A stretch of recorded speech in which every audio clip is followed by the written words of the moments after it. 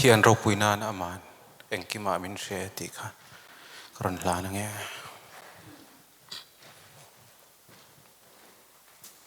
sa thei ten sa pui da na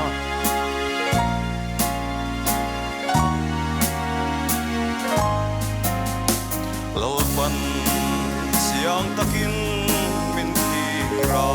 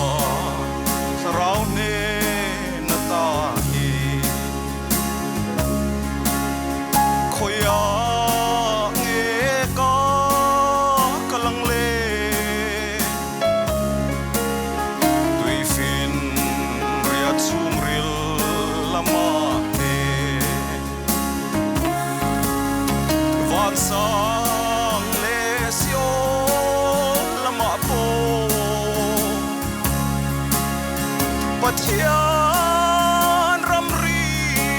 kham na re ngom lo ama siam lo re ngom lo ama neng ki ma min sia e ama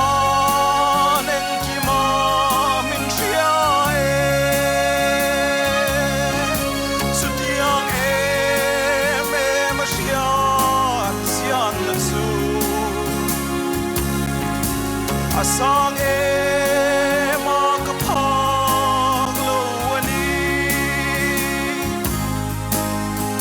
bangai tua na sual kai song te pui tin tir suang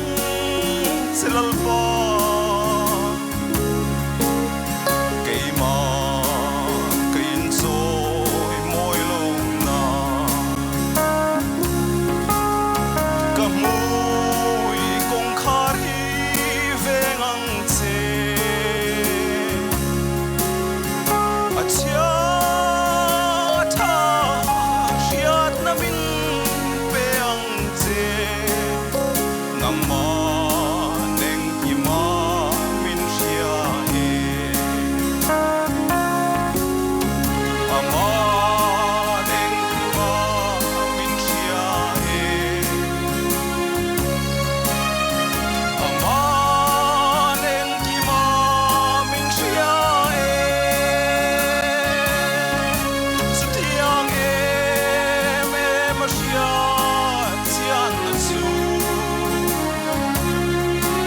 asang